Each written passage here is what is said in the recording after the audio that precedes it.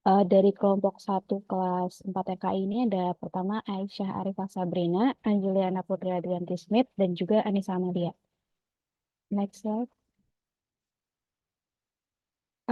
RKI akan menjelaskan mengenai definisi keperawatan kritis, prinsip keperawatan kritis, tujuan keperawatan kritis, ruang lingkup keperawatan kritis, dan cukup sampai situ aja. Ntar dilanjut dengan kelas lain. Kepada kelompok 1, dipersilahkan.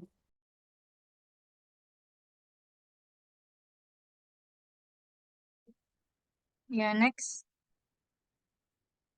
Ya, yang pertama ada konsep dasar keperawatan kritis. Next. Di sini ada definisi keperawatan kritis. Eh, Kritis sendiri artinya adalah penilaian dan evaluasi secara cermat dan hati-hati terhadap suatu kondisi krusial dalam rangka mencari penyelesaian atau jalan keluar. Ilmu perawatan kritis adalah bidang keperawatan dengan suatu atau pasien yang tidak stabil. Perawatan kritis dapat ditemukan bekerja pada lingkungan yang luas dan khusus, seperti pada Departemen Keadaan Darurat dan Unit Gawat Darurat. Next.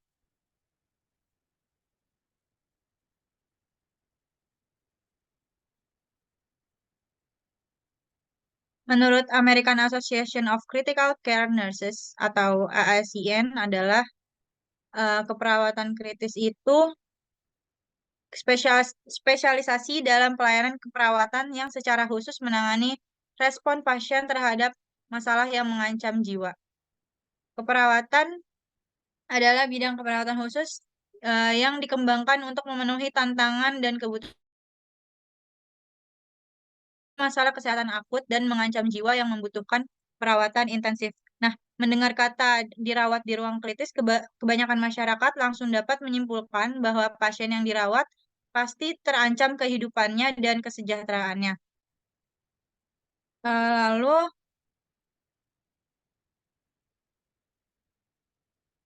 perawat kritis beranggapan bahwa unit perawatan kritis merupakan tempat merawat pasien dengan kondisi tidak stabil yang perlu diobservasi secara ketat.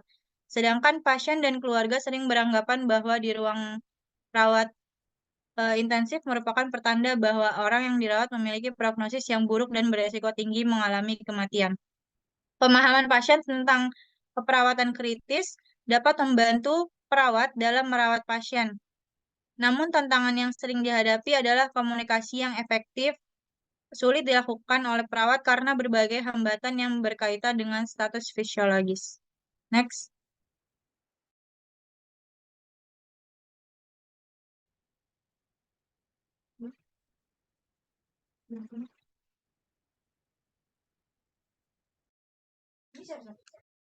Ya baik, selanjutnya adalah prinsip keperawatan kritis.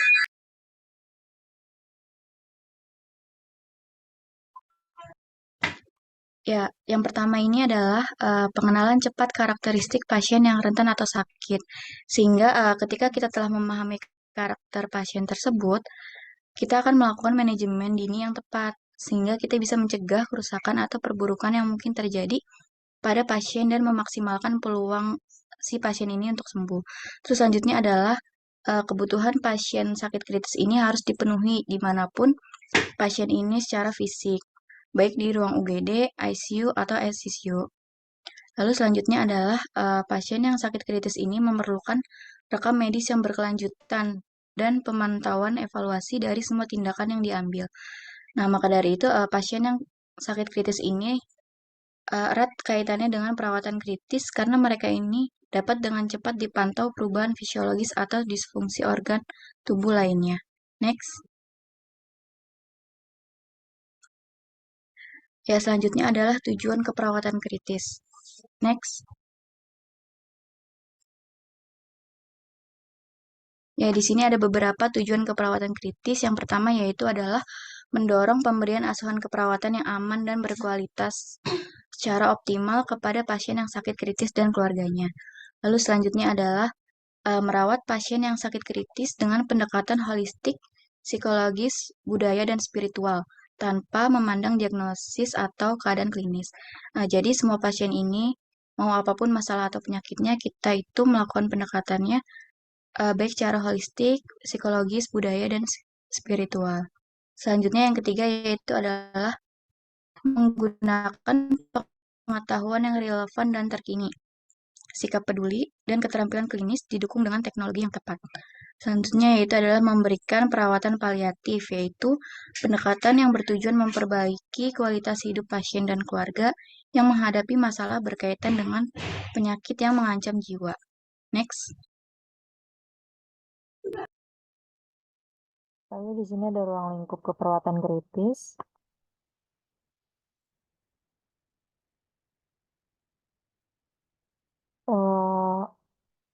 American Association of Critical Care Nurse menjelaskan bahwa sekitar 37% dari semua perawat yang bekerja di rumah sakit itu adalah perawat kritis. Sebagian besar perawat kritis menghabiskan sebagian besar waktu mereka merawat pasien di intensive care unit ICU. Itulah sebabnya perawatan kritis sering disebut sebagai perawatan ICU. Ruang perawatan kritis di rumah sakit itu meliputi itu ada UGD atau yang kita kenal yang biasa IGD, ICU, dan ICCU. Lalu di sini ada peran perawat dalam keperawatan kritis. Peran utama perawat kritis adalah pengenalan dini terhadap perubahan intervensi dini, evaluasi, dan komunikasi dengan anggota tim perawatan kesehatan. Lalu selain itu, perawatan kritis itu diharapkan mampu berperan sebagai mediator, fasilitator yang baik antara pasien, keluarga, maupun tim kesehatan lainnya. Perawat kritis juga perawat kritis yang ideal mempunyai komunikasi interpersonal, jiwa kepemimpinan, perencanaan strategis, berpikir kritis, dan pengambilan keputusan yang baik. Perawat-perawatan kritis tidak hanya mampu bekerja dengan tinggi teknologi perangkat medis, tetapi juga memiliki pemahaman yang baik tentang pasien mereka, sehingga mereka mampu memberikan asuhan keperawatan yang holistik, humanistik, dan terfokus pada individu.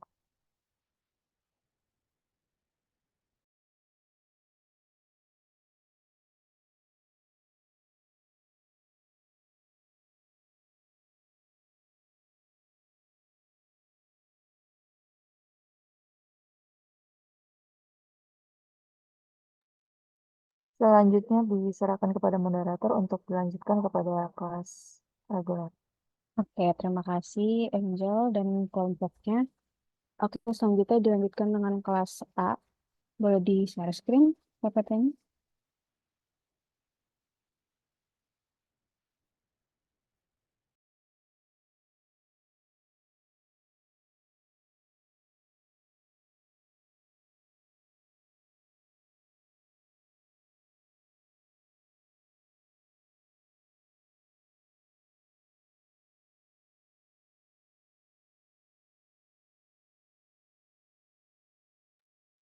Oke, kepada kelas A, penjelasan lanjutan dari kelas RKI boleh dijelaskan.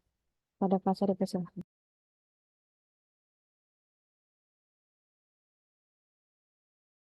Ya, baik, terima kasih Mot atas kesempatannya. Jadi di sini kelas A akan membahas mengenai peran perawat kritis ya. Jadi menurut Yulianti tahun 2019, perawat kritis ini memiliki beberapa peran formal juga. Yang pertama, itu ada sebagai staff nurse. Jadi ini merupakan peran mendasar bagi seorang perawat.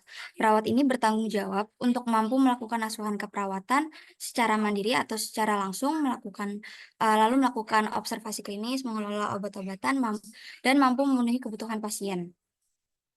Peran yang kedua itu perawat sebagai edukator. Jadi perawat ini bertanggung jawab untuk bisa mengedukasi pasien dan keluarga pasien. Yang menjadi tanggung jawabnya itu, yang menjadi tanggung jawab perawat edukator ini adalah perawat ini dapat mengkaji kebutuhan belajar apa yang dibutuhkan pasien dan keluarga pasien terkait penyakit yang dialami pasien sesuai keterbatasan pengetahuan pasien dan keluarga pasien, serta merencanakan rencana keperawatan yang akan dilakukan. Kayak contohnya, apakah pasien ini sudah mengetahui penyakit yang dideritanya atau yang diderita keluarganya, atau apakah pasien dan keluarga pasien ini sudah tahu cara batuk efektif seperti itu. Perawat edukator itu nggak hanya memberikan implementasi saja. Perawat edukator juga harus dapat melakukan evaluasi dari apa yang sudah diimplementasikan. Perawat edukator itu juga harus memiliki keterampilan interpersonal yang baik karena dalam memberikan edukasi itu kita selayaknya dapat membina hubungan yang baik dengan perawat maupun keluarga pasien. Lalu yang peran ketiga ini ada sebagai manajer nurse, itu bertanggung jawab dalam mengadministrasikan asuhan keperawatan baik dalam bentuk digital ataupun tulisan. Dapat bertanggung jawab dalam pemberian asuhan keperawatan yang efektif dan berkualitas sesuai dengan SOP yang berlaku. Peran yang keempat ini ada sebagai manajer case atau manajer kasus. Jadi perawat ini harus bisa mengelola keperawatan secara komprehensif kepada individu yang mencakup biopsikososio spiritual. Perawat juga dapat berkolaborasi dengan pasien dan keluarga pasien, dapat mengambil keputusan juga mengenai SDM di rumah sakit, seperti apakah cukup atau tidak dalam memberikan asuhan keperawatan kepada pasien tersebut. Lalu peran kelima ini ada sebagai perawat klinis spesialis. Jadi perawat ini dapat membantu membuat rencana asuhan perawatan, lalu berpartisipasi dalam pendidikan dan perawatan pasien secara langsung, berkonsultasi dengan pasien dan keluarga pasien, berkolaborasi dengan perawat dan anggota tim kesehatan yang lainnya untuk memberikan perawatan yang berkualitas tinggi. Lalu peran yang keenam ini ada perawat praktisi. Jadi perawat ini bertanggung jawab untuk memberikan asuhan keperawatan primer kepada pasien dan keluarga pasien agar pasien itu dapat memandirikan kesehatannya kembali. Lalu yang terakhir ini ada perawat sebagai peneliti. Jadi tanggung jawabnya ini adalah untuk selalu memperbarui ilmunya. Perawat peneliti itu harus terus membaca banyak literatur, baik dari buku, atau jurnal, dan lain-lain. Jika kalau misalkan ada penelitian yang relevan dengan pasien, itu bisa juga diterapkan kepada pasien yang relevan gitu. Terus perawat peneliti juga bertanggung jawab sebagai konsultan selama pelaksanaan studi penelitian. Bisa di next.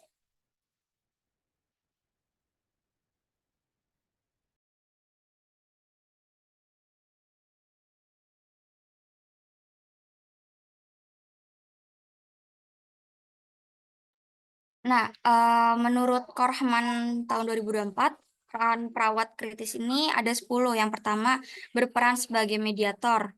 Nah, yang kedua itu ada berperan sebagai fasilitator yang baik antara pasien, keluarga pasien, maupun tim kesehatan yang lainnya. Yang ketiga, perawat kritis ini memiliki wewenang sebagai advokasi dalam memberikan dukungan terhadap hak pasien serta keluarga dalam pengambilan keputusan. Yang keempat ini, perawat itu dapat membantu pasien memperoleh perawatan yang optimal. Yang kelima ini memberikan pendidikan kesehatan. Yang keenam itu, perawat itu menghormati setiap nilai-nilai keyakinan dan hak pasien. Yang ketujuh, perawat ini dapat menjadi perantara bagi pasien yang tidak mampu berbicara. Terus yang ke-8 itu perawat itu bisa memantau serta menjaga kualitas pelayanan yang diberikan kepada pasien. Yang ke-9 itu ada perawat kritis itu dapat membela hak pasien dan keluarganya. Dan yang terakhir ini perawat kritis ini mampu mengkomunikasikan harapan pasien dan keluarganya kepada anggota tim kesehatan lainnya. Bisa di next.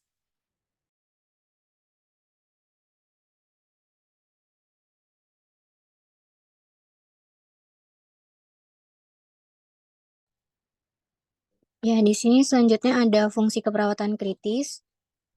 Jadi berdasarkan Undang-Undang Keperawatan Nomor 38 Tahun 2014, menurut Wirentanus 2019, fungsi keperawatan kritis ini dibedakan menjadi 3. Jadi yang pertama ini ada fungsi keperawatan mandiri.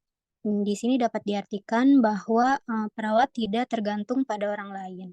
Nah, di sini perawatnya itu dalam menjalankan tugasnya dilakukan secara mandiri dengan keputusan sendiri dalam melakukan tindakan untuk memenuhi kebutuhan dasar manusia. Lalu yang kedua, ada fungsi keperawatan ketergantungan. Di sini diartikan bahwa perawat dalam melaksanakan kegiatannya ini atas instruksi dari perawat lain. Lalu yang ketiga, ini ada fungsi keperawatan kolaboratif. Di sini diartikan bahwa perawat dalam kelompok tim ini bersifat saling ketergantungan atau ada kolaborasi di antara satu dengan lainnya. Lalu selanjutnya ini ada fungsi perawat kritis menurut Purwadi, Kesuma, dan Sanjaya pada tahun 2022. Ini dibedakan menjadi 3. Yang pertama ada fungsi independen. Di sini adalah tindakan mandiri perawat yang berbasis ilmu keperawatan. Jadi seluruh kebutuhan pasien kritis ini diberikan oleh perawat secara terus-menerus, mulai dari kebutuhan fisiologi sampai dengan kebutuhan spiritual. Lalu yang kedua ada fungsi dependen. Di sini adalah tindakan perawat dalam rangka melakukan tindakan khusus yang menjadi wewenang dokter seperti pemberian suntikan obat dan sebagainya. Lalu yang ketiga ada fungsi interdependen. Di sini adalah perawat bekerja sama dengan tim kesehatan lainnya dalam proses kesembuhan pasien. Bisa di next.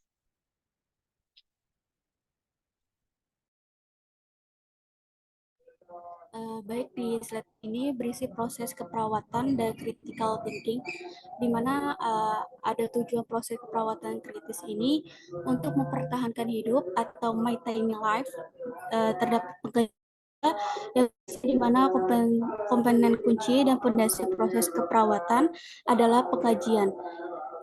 Pengkajian ini juga bisa membuat data dasar dan merupakan proses dinamis suatu pengkajian yang mendalam memungkinkan perawat kritikal untuk mendeteksi perubahan cepat, melakukan intervensi dini, dan melakukan asuhan. Terdapat 3 fase dasar untuk pengkajian. Yang pertama ini ada pengkajian awal, di mana pengkajian ini juga dibuat dengan cepat selama pertemuan pertama dengan pasien yang meliputi ABC, yaitu airway, breathing, dan circulation. Yang kedua ini ada pengkajian dasar. Pengkajian ini lengkap pada pasien di mana semua sistem dikaji. Lalu yang ketiga ini ada pengkajian terus-menerus, berisi suatu pengkajian ulang secara terus-menerus yang dibutuhkan kepada status perubahan pasien yang sakit kritis. Boleh di next?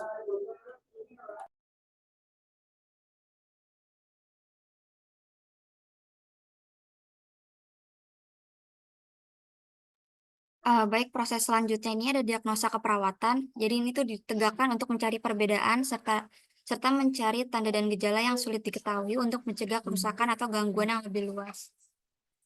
Selanjutnya itu ada perencanaan keperawatan. Ini ditunjukkan pada penerimaan dan adaptasi pasien secara konstan terhadap status yang selalu berubah. Selanjutnya ini ada intervensi. Nah, intervensi ini ditunjukkan terapi gejala-gejala yang muncul pertama kali untuk pencegahan krisis dan secara terus-menerus dalam jangka waktu yang lama sampai dapat beradaptasi dengan tercapainya tingkat kesembuhan yang lebih tinggi atau terjadi kematian. Yang terakhir ada implementasi, itu perencanaan itu dimasukkan dalam tindakan selama fase implementasi ini merupakan fase kerja aktual dari proses keperawatan. Oh maaf, yang terakhir ini ada evaluasi. Jadi evaluasi ini dilakukan secara cepat, terus-menerus, dan dalam waktu yang lama untuk mencapai keefektifan masing-masing tindakan atau terapi. Secara terus-menerus menilai kriteria hasil untuk mengetahui perubahan status pasien. Selanjutnya saya serahkan kepada moderator. Baik, terima kasih penjelasannya kelas A. Kemudian dilanjutkan dengan kelas B untuk PPT-nya harap di-share screen.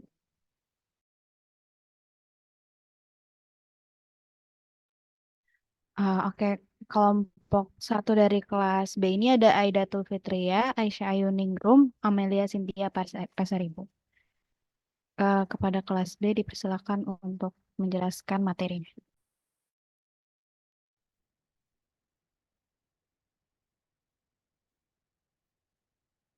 Baik, selanjutnya akan dilanjutkan dengan kelas B dengan topik Teamwork Critical Care. Teamwork Critical Care ini dibagi menjadi dua, yaitu tim lapangan dan perawat critical care. Adapun perawat critical care ini dibagi menjadi bedside nurse, pendidikan critical care, care manager, manager unit atau kepala bagian, perawat klinis spesialis, dan terakhir perawat praktisi. Next.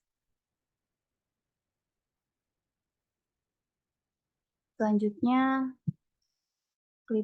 clinical tools atau clinical pathway.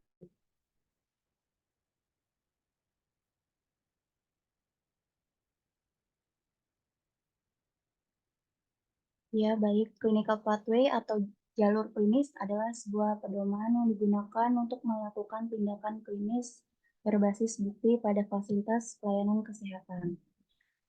Clinical pathway dikenal juga dengan istilah lain seperti critical care pathway, integrated care pathway, coordinate care pathway, atau anti-pest recovery pathway. Jadi metode ini membantu tim medis untuk menyediakan layanan kesehatan yang lebih terstruktur dan juga lebih terkoordinasi untuk memenuhi kebutuhan pasien dengan lebih baik. Lalu adapun juga prinsip untuk menyusun clinical pathway ini sendiri, yaitu pelayanan terpadu atau terintegrasi dan berfokus pada pasien, lalu melibatkan semua tim medis seperti dokter, perawat, bidan, farmasi, fisioterapi, dan lain-lain, dan juga menetapkan waktu pelaksanaan pelayanan, dan yang terakhir seluruh kegiatan dicatat dalam rekam medis itu sendiri. Next.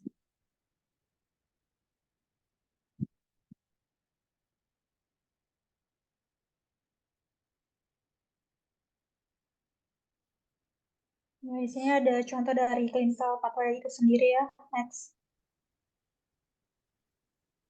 Ya, clinical pathway ini tuh dibuat dengan mengintegrasikan panduan klinis terhadap suatu penyakit tertentu yang biasanya dibuat oleh organisasi profesi dan literatur berdasarkan studi berbasis bukti.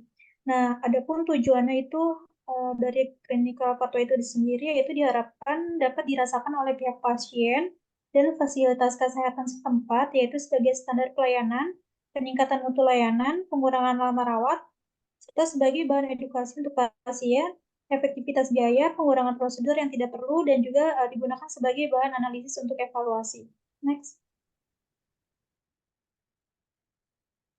Terus selanjutnya ada praktik terbaik atau evidence-based care. Selanjutnya.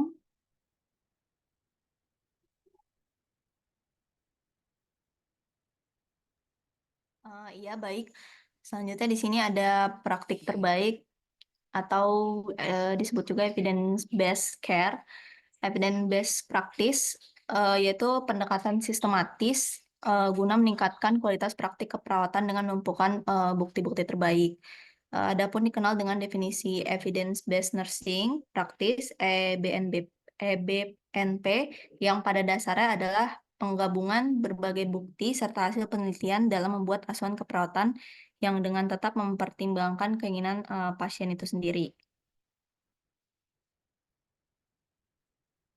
Lalu, adapun tahapan dari proses EBNP pada tatanan kliniknya, yang pertama itu input, meliputi yang pertama input topik, kedua input kronologi, ketiga input picot, table, yang keempat upload file artikel, lalu yang kelima penilaian kritis, lalu review expert dan partisipan, lalu yang terakhir monitoring. Lalu setelah dari input ke prosesnya yaitu berupa penyimpanan database. Setelah dari prosesnya selanjutnya melalui output melewati sistem yang menciptakan resume EBP ke dalam format PDF.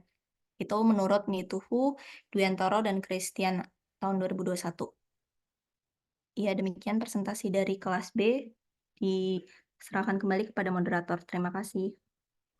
Baik, terima kasih. Semuanya sudah presentasi.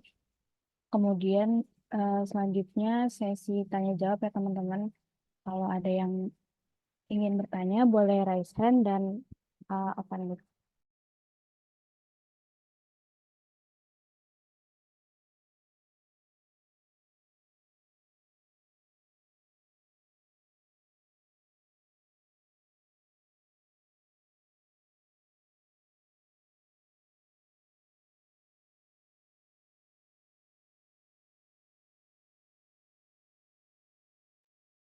Oke, kepada kelas 4 RKI Nabila silahkan bertanya.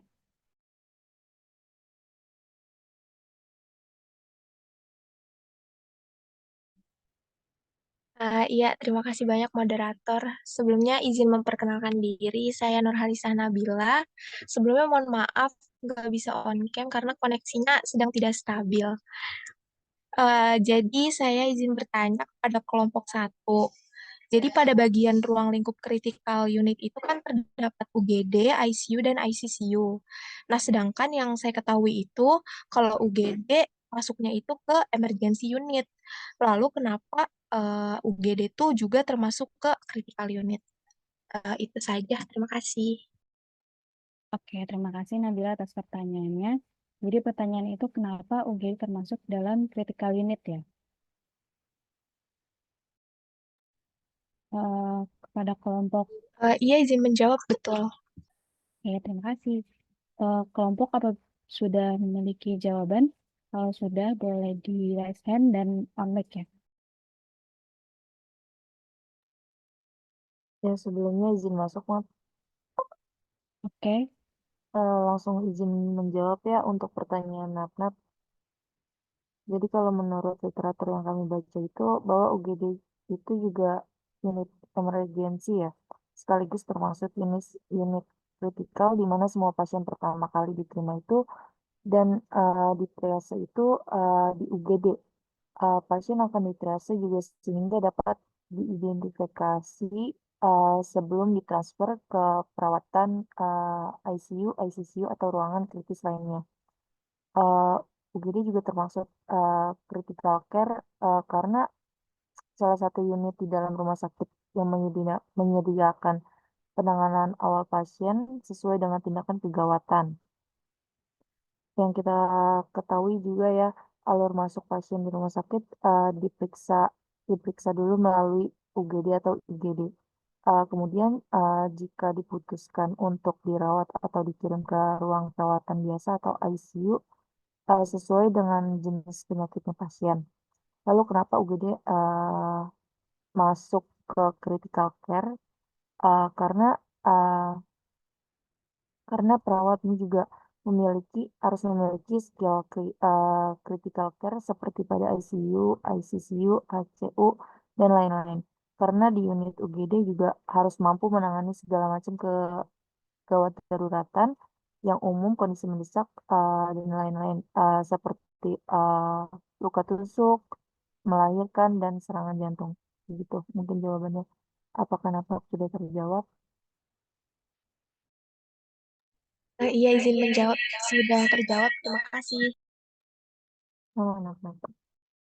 ya terima kasih atas jawabannya Angel. Kemudian di sini sudah ada yang raise hand lagi ya teman-teman. Untuk Novia Satyaningsi, silakan ajukan pertanyaan. Iya, izin masuk. Sebelumnya mau terima kasih. Sebelumnya perkenalkan nama saya Novia Seningsi dari kelas. Ya, izin bertanya kepada kelompok. Nah, di peran perawat kritis ini kan terdapat peran bahwa perawat kritis itu bisa menjadi perantara bagi pasien yang tidak mampu berbicara. Nah, apa yang harus perawat kritis ini lakukan untuk memahami kebutuhan pasien tersebut? Terima kasih. Oke, terima kasih pertanyaannya. Terima kasih pertanyaannya. Dikit terlebih dahulu ya, kita ke penanya selanjutnya yaitu ada Fazwah. Dipersilakan untuk on mic. Baik, terima kasih moderator. Saya Fazla dari kelas A, izin bertanya kepada kelompok 1 kelas A. Tadi kan dijelaskan fungsi keperawatan terdapat fungsi independen, dependen, dan interdependen. Bisa diberikan contoh realnya, nggak dari ketiga fungsi tersebut dalam praktik keperawatan kritis? Terima kasih. Oke, terima kasih atas pertanyaannya. Kemudian ada Moya, boleh diajukan pertanyaan. Ya baik, terima kasih moderator. Saya Moya dari kelas 4 RKI, izin bertanya ya. Tadi kan kelompok menjelaskan yang di salah satu tujuan keperawatan kritis itu ada memberikan perawatan paliatif. bisa tolong jelaskan nggak lebih lanjut gitu bagaimana sih perawatan paliatif ini di rumah sakit? Dan apakah perawatan paliatif ini hanya tersedia di rumah sakit atau ada di puskesmas? Kalaupun emang ada di rumah sakit, apakah terdapat di setiap rumah sakit atau hanya di rumah sakit tertentu? Itu aja mungkin. Terima kasih. Oke, baik. Terima kasih atas pertanyaannya. Eh, baik, untuk kelompok, apabila sudah memiliki jawaban, boleh dijawab ya. Dan apabila ada yang ingin bertanya lagi, boleh direspon juga. Terima kasih.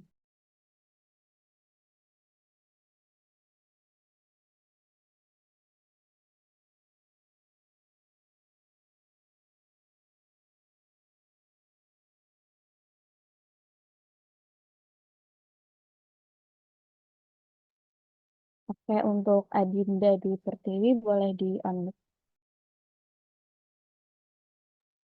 Ya, izin masuk moderator. Saya Adinda, perwakilan dari kelompok 1 kelas A. Saya akan menjawab pertanyaan dari Fazwa. Tadi pertanyaan kan tadi kan udah dijelaskan fungsi dari keperawatan independen, dependen, dan interpenden. Jadi bisakah diberikan contoh realnya? Jadi izin menjawab ya. Kalau untuk contoh dari fungsi independen itu yaitu ketika pasien mengalami sesak nafas atau penurunan rasio oksigen, maka perawat ICU itu dapat melakukan pemberian oksigen sesegera mungkin. Jadi harus cepat tanggap gitu. Lalu yang kedua ini ada contoh dari perawatan dependen. Di sini yaitu pasien kritisnya ini yang membutuhkan resusitasi cairan. Nah, resusitasi jantung, paru, dan pemantauan ketat lainnya itu harus kolaborasi sama dokter, jadi nggak boleh dilakukan sendiri gitu. Lalu yang ketiga ini ada contoh yang interpenden. Di sini ketika pasien sudah meninggal dunia ini, perawat juga berperan dalam mengkomunikasikan antara keluarga dan tim jenazah. Mungkin cukup dari saya. Oke, terima kasih Adinda atas jawabannya. Apabila kelompok yang lain sudah memiliki jawaban, boleh raise hand dan unmute ya.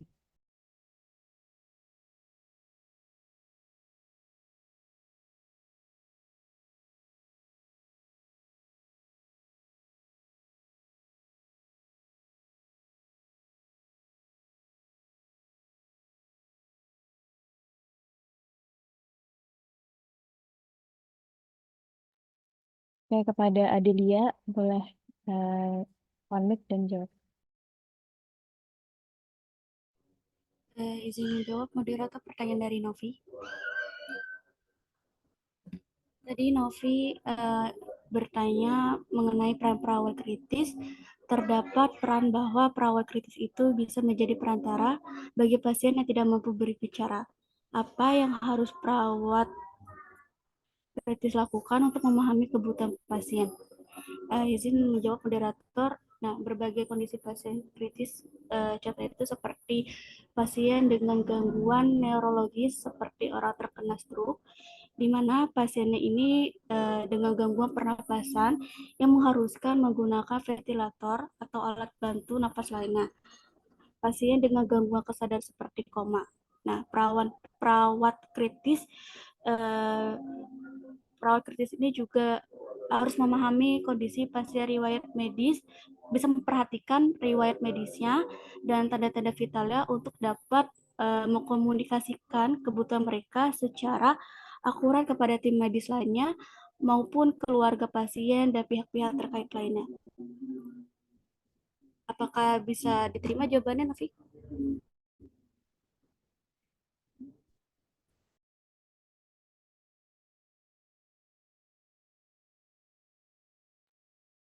Ya, baik.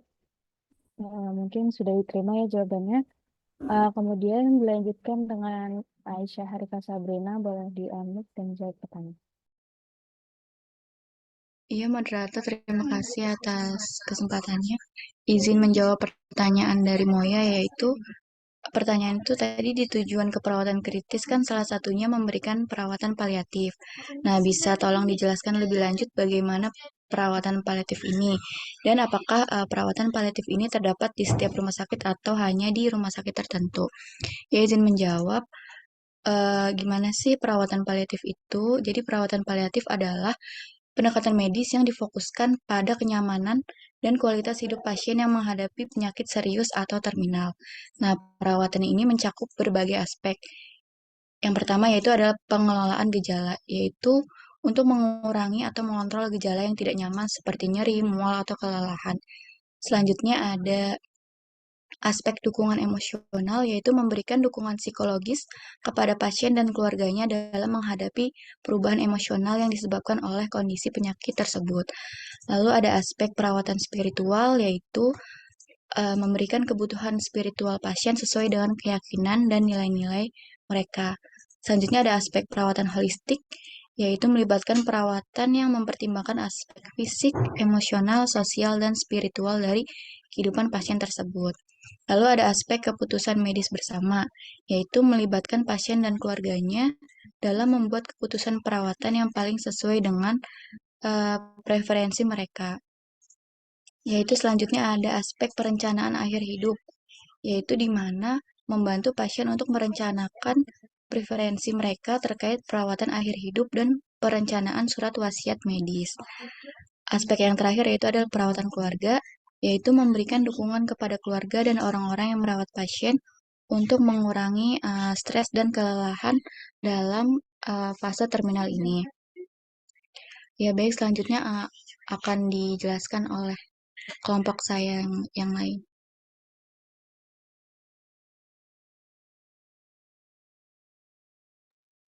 Ya, izin menjawab, izin melanjutkan pertanyaan dari Moya yang kedua, yaitu apakah perawatan paliatif ini berada di seluruh rumah sakit atau hanya rumah sakit tertentu saja? Nah, tadi kan sudah dijelaskan perawatan paliatif ini adalah pendekatan medis yang difokuskan pada kenyamanan dan kualitas hidup pasien yang menghadapi penyakit serius atau terminal atau udah kritis gitu. Nah, perawatan paliatif ini sudah pasti terdapat di seluruh rumah sakit karena perawatan paliatif yang ditunjukkan kepada pasien terminal ini nggak hanya terjadi di ruang rawat intensif saja gitu. Bisa juga terjadi di unit gawat darurat ataupun ruang rawat. Nah, jadi pasti ada di seluruh rumah sakit karena baik lagi ke perawatan paliatif ini adalah untuk pasien yang mengalami fase terminal. Begitu. Sudah terjawab, Moya? Iya, sudah. Terima kasih banyak kelompok. Oke, baik. Terima kasih jawabannya dari teman-teman yang sudah presentasi ya. Apakah ada yang ingin bertanya lagi?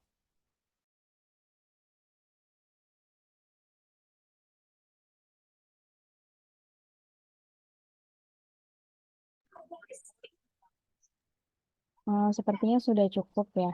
Tidak ada yang ingin bertanya lagi. Oke, baik. Untuk presentasi pada malam hari ini kita cukupkan sampai sini. Saya tutup. Wabillahi taufiq wal hidayah. Wassalamualaikum warahmatullahi wabarakatuh. Kepada Pak Aceh, saya serahkan.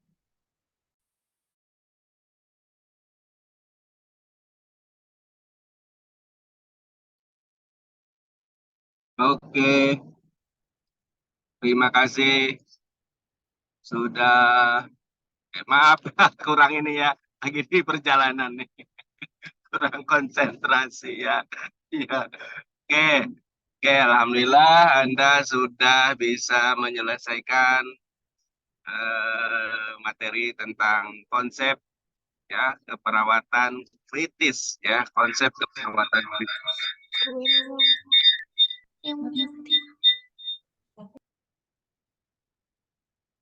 Ya, konsep keperawatan kritis.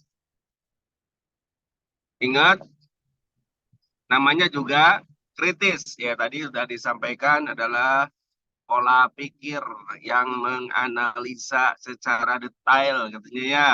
Ya, secara detail ya untuk menelaah berbagai macam ya. Nah, tapi di sini adalah Kritis dalam berhubungan adalah dengan penyakit, ya. Dalam hal ini adalah yang kritis itu terutama adalah yang berhubungan dengan, kalau di ICU itu berhubungan dengan jalan napas dan napas, ya. Jalan napas dan napas. Itu terutama adalah karena adanya gangguan napas, ya, sehingga harus dirawat dan dipasang ventilator. Nah, inilah dia yang kritis gitu ya, yang kritis. Oke, jadi yang dikatakan kritis adalah orang-orang yang dirawat yang memiliki masalah kesehatan yang berhubungan dengan napas, ya, yang berhubungan dengan napas terutama itu, ya, yang terutama adalah itu. Oke, yang kritis lagi ada lagi, ya, yaitu yang ICU misalkan, ya, ICCU, ya, ICCU yang berhubungan dengan jantung, ya, dengan gawat jantung gitu, ya, dengan gawat jantung. Apakah berefek ke napas? Ya, sama.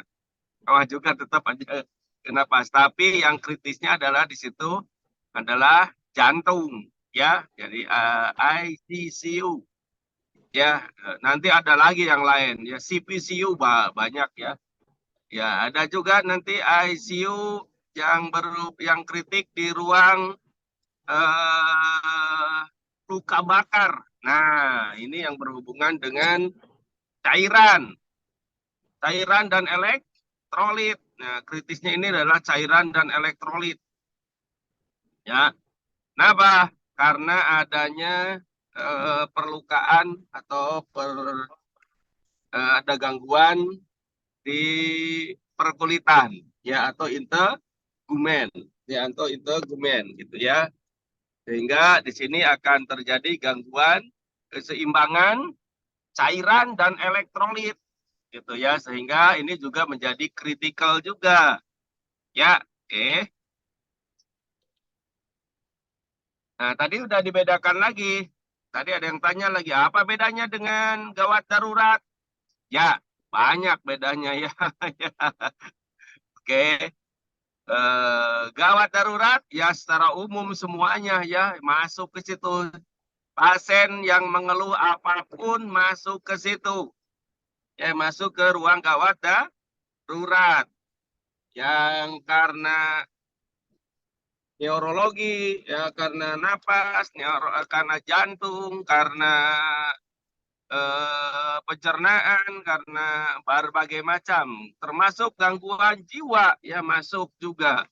Kritis. Nah, kritis dalam ini nanti itu sangat berhubungan dengan jalan napas, sirkulasi, disability, sama kemungkinan adalah adanya trauma misalkan di seluruh tubuh pasien. Ya, nah ini berhubungan dengan gawat dan darurat. Gawat, kondisinya gawat apabila tidak dilakukan tindakan, nah maka kemungkinan akan terjadi kematian. Ya, ya, berhubungan dengan jadi jalan napas, sirkulasi, semua penyakit masuk situ. Ya, oke. Nanti kalau sudah di gawat darurat teratasi, sudah stabil, ya, atau mungkin tidak stabil dan memerlukan alat, maka harus ditempatkan di tempat khusus, ya, Itu yaitu tadi berhubungan dengan jalan napas, yaitu di ICU, yang berhubungan dengan jantung itu nanti ditempatkan di ruang ICCU, yang berhubungan dengan cairan dan karena luka bakar, maka kemungkinan di ICU luka bakar. Ya, kalau di RSCM udah ada khusus lagi, ya. Ya. Oke. Kritikalnya tertentu apa? Ada juga misalkan di pediatrik. Nah, ada PCU, ya, pediatric critical care unit, gitu, ya, pediatric care unit, gitu, ya. Oke. Nah, ini juga berhubungan dengan kritikal gangguan pada anak-anak gitu ya, gangguan pada anak-anak. Ada yang infant juga ya, yang ICU. Nah, ICU untuk infant atau bayi ya, ya perinatologi. Nah, ya ada lagi ya, ya banyak ya. Ada lagi ginjal. Nah, ini kritikal juga ginjal. Ya, kritikal juga ginjal ini. Apa? Ada gangguan hemodialisa, nantinya ada tindakan ruangan hemodialisa, ini kritikal juga. Ya, nah ini berhubungan dengan penumpukan sampah-sampah sisa metabolisme. Nah, ini harus dibuang. Ya, apabila tidak dibuang, nah kritikal juga, potensial kemungkinan ada gangguan secara fisiologi seluruh tubuh, maka potensial kemudian akan terjadi kematian juga. Makanya harus dicuci darah gitu ya.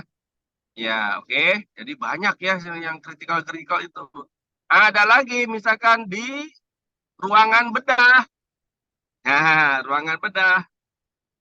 Di ruangan bedah atau di ruang operasi ya, di kamar bedah.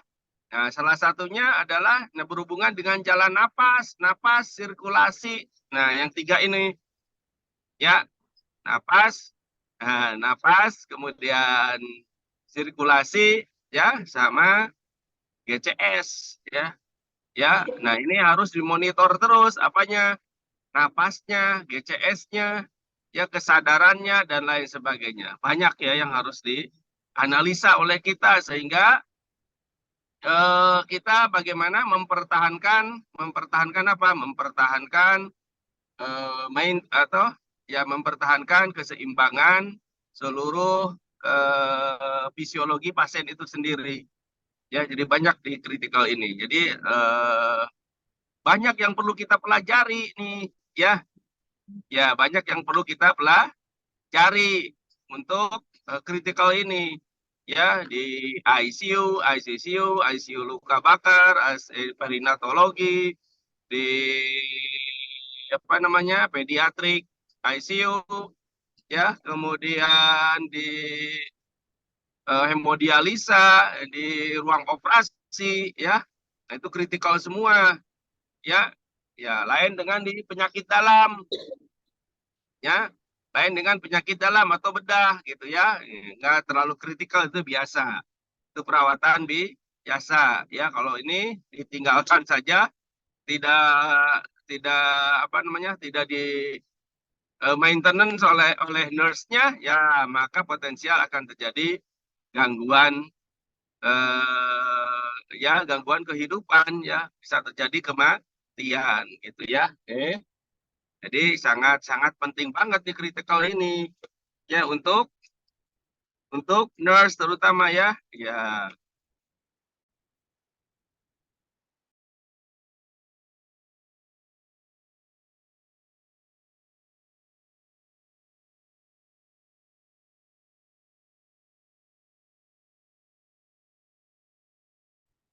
Jadi memahami apa? Ya, di ruangan itu apa sih penyakitnya yang bisa dirawat? Kondisinya apa? Standarnya apa yang harus masuk ke ICU? Dewasa ke ICCU, ya, ke luka bakar. Nah, ada standar-standarnya. Ya, ada standar-standarnya. Oke. Kalau tidak stabil, ya tetap kita tetap masukin lagi ke ruang IGD, ya. Nah, jadi ada standar-standarnya. Kita juga harus memahami. Untuk itu harus ada pelatihan khusus dulu, ya. Pelatihan khusus. Pelatihan khusus apa? Pelatihan khusus di kritikal. Misalkan di ICU, ya perlu pelatihan dulu ICU, ya. Perlu latihan ICU, perawat ICU. Di hemodialisa perlu juga, ya, perlu juga perawatan hemodialisa gitu ya. Ya, jadi ada khusus-khusus. Ya, di kritikal aja bisa itu pelatihannya 3 bulan. Hemodialisa 3 bulan. Kemudian kamar bedah, ya ada yang short, ada yang lama. Yang lama 3 bulan juga. Ya, oke. Jadi untuk terampilnya itu harus tandem dulu, ya. Tandem di mana? Ya di ruang khusus, terutama adalah yang berhubungan yang akan yang akan kita atau yang dilatihnya itu sendiri. Misalnya kalau di ICU ya di ICU dulu 3 bulan ya sambil pelatihan sambil tandem dulu ya baru mendapatkan sertifikat gitu ya. Ya hemodialisa juga sama. Ya ICU anak juga sama. Yang lain juga sama ya harus tandem dulu di sana. Kenapa? Karena berhubungan terutama adalah dengan mesin. Ya. Dengan mesin. Oke, mesin apa? Mesin misalkan ventilator. Nah, mesin ventilator ya. Oke, nah itu harus paham bagaimana proses ya, proses apa? Proses memberikan napas dengan mesin, dengan ventilator ya sehingga pasien bisa sembuh gitu ya. Nanti ada yang memang diambil alih napasnya oleh mesin ya, ada juga yang setengah nantinya atau berapa kali oleh mesin gitu ya. Ya, berapa fraksi oksigennya yang harus diberikan, berapa tekanannya yang harus diberikan ya. Oke. Volumenya berapa yang harus diberikan juga ke pasien itu. Nah, ini tergantung berat badannya juga gitu ya. Ya, oke. Kemudian obat-obat apa aja yang diberikan, itu luar biasa itu ya. Oke, jadi setiap kritikal ada mesin-mesinnya masing-masing. Ya, ada mesinnya masing-masing. Hemodialisa ya tentunya mesin hemodialisa. Ya, mesin hemodialisa. Kalau di gawat darurat semuanya ada ya, ventilator ada, defibrilator ada, ya termasuk mesin hemodialisa juga ada ya. Ya, tapi kalau di ruang hemodialisa ya hemodialisa saja. Ya, kalau di ICU ya ventilator saja. Ya, plus mungkin obat-obat dan defibrilator ya dan monitor gitu ya. Ya, oke. Nah, untuk perawatnya ya tuh ada perawatan khusus ya, ada perawatan khusus atau pelatihan khusus ya, pelatihan khusus. Oke, untuk apa? Ya untuk menjamin apa? Yang utama adalah menjamin kompetensi. Kompetensi apa? Kompetensi perawat pelatihan ini ya, kompetensi perawat untuk memberikan asuhan ya, untuk memberikan asuhan keperawatan. Oke, yang kedua adalah menjamin apa? Menjamin penggunaan alat-alat yang maksimal. Ya. Yang ketiga menjamin apa? Menjamin pasien tidak dirugikan. Ya. Kalau tidak kompeten perawatnya bagaimana? Nah, tentunya kemungkinan pasiennya juga akan dirugikan. Potensial kemungkinan akan terjadi praktek nantinya ya. Ya, jadi perawatnya juga harus kompeten. Ya, harus ada pelatihan khusus dulu ya kalau di ICU. Nah, Anda sekarang ya salah satu mata ajarnya adalah ini pengenalan. Ya, pengenalan. Pengenalan apa? Pengenalan penyakit-penyakit dan teknik perawatannya di ICU atau di ruang perawatan kritis. Makanya materinya juga berbagai macam di situ. Ya, ada konsepnya, ya ada tentang yang khusus itu di ICU terutama banyak di situ.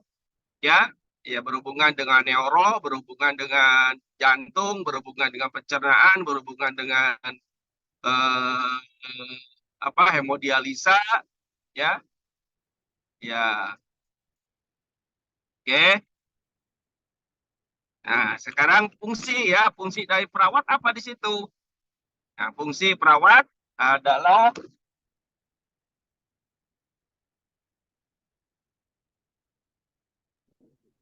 ya, fungsi perawat di situ adalah untuk apa? Tadi sebagai perawat pelaksana, ya, sebagai perawat pelaksana, ya, perawat pelaksana di situ adalah untuk ya melaksanakan proses keperawatan di ICU gitu ya, proses perawatan di ICU gitu ya, ya, oke.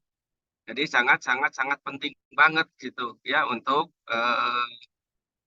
apa utama itu ya, ya tetap ada perawat sebagai pengelola, ada perawat sebagai apa namanya pendidik, ya peneliti, ya dan lain sebagainya. Tapi yang utama adalah sebagai pelaksana perawatan kritikal, gitu ya, sebagai perawat pelaksana perawatan kritikal.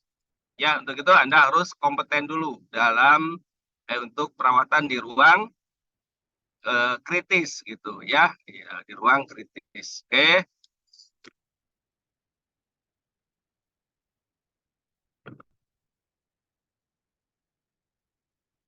Ya.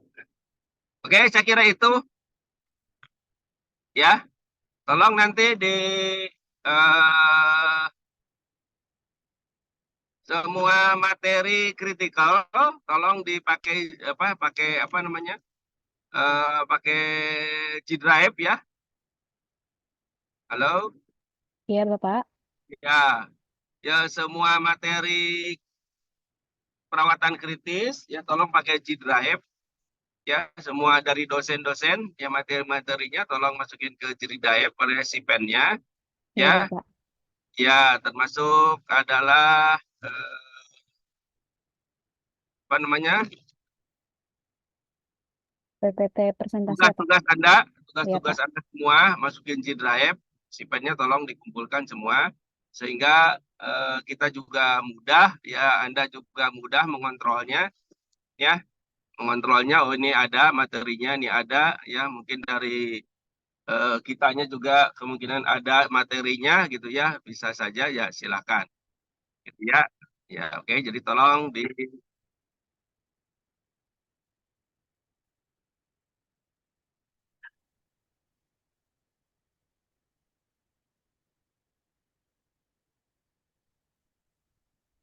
Baik, Bapak.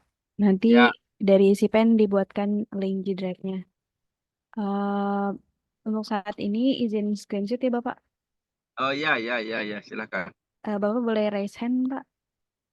Oh, bentar. Untuk Ini eh, kendaraan sebentar ya. iya, Pak. Ya, bentar, bentar. Raise hand ya. Iya, Bapak. Reaction ya. Iya, untuk kelas